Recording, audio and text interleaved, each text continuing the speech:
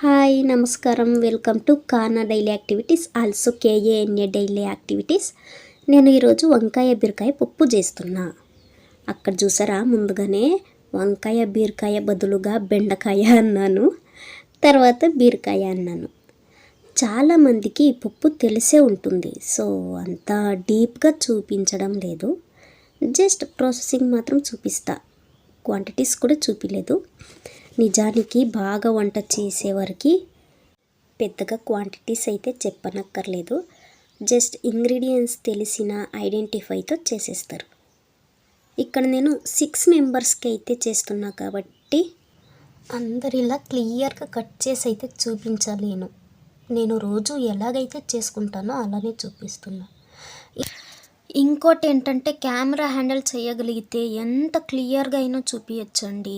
ఇక్కడ నాకు ఫోన్ పెట్టుకోవడానికి కష్టాలు పడ్డా. ఎడిటింగ్ అయితే 7 మినిట్స్కి అయిపోయింది, కానీ వీడియో తీయడానికి 2 అవర్స్ వంట చేసా. లేదంటే 30 or 40 మినిట్స్కే అయిపోతుంది. సరే, కానీ పప్పులోకి ఏమేమి వేసా అని ఇంగ్రీడియంట్స్ అయితే చెప్తాను. ముందుగా అయితే దాల్ కడిగి వేసుకున్నా, తర్వాత వెల్లుల్లి వేసుకున్నా, తర్వాత ఆనియన్ వేసుకున్నా, టొమాటో వేసుకున్నా, అండ్ పచ్చిమిర్చి, కొత్తిమీర వేసేసుకున్నా. తర్వాత ముందుగానే బీరకాయ వంకాయ కట్ చేసి పెట్టుకున్నా కదా, అది కూడా కడిగి వేసేస్తున్నా. యాక్చువల్లీ కట్ చేసేకిన ముందే కడిగాను, తర్వాత కట్ చేసుకుంటూ నీళ్ళలో వేసుకున్నాం కదా, అది అలాగే వేసా. ఈ వీడియో చూపించుకుంటూ కట్ చేసినవి పక్కకు పెడితే అది కలర్ చేంజ్ అయిపోతుంది, అందువల్ల నీళ్ళలో వేసుకున్నా. అండ్ నేను వేసేసుకున్న ఇంగ్రీడియంట్స్ అంతా చూపించా కదా. ఇప్పుడు కుక్కర్ మూత పెట్టేసుకొని 3 విజిల్ రావాలి. 3 విజిల్ వచ్చాక నీరు సపరేట్ చేసి ఉడికిన దాల్ని స్మాష్ చేసుకోవాలి. వంట చేయడం కన్నా ఫోన్ పెట్టుకోవడమే పెద్ద యుద్ధం అయిపోయింది నాకు. పోనీలే, నేను పడకపోయినా పర్వాలేదు, వంట చేయడం పడితే చాలు అని ఎంతెంత ట్రై చేసినా అది మాత్రం పడట్లేదు.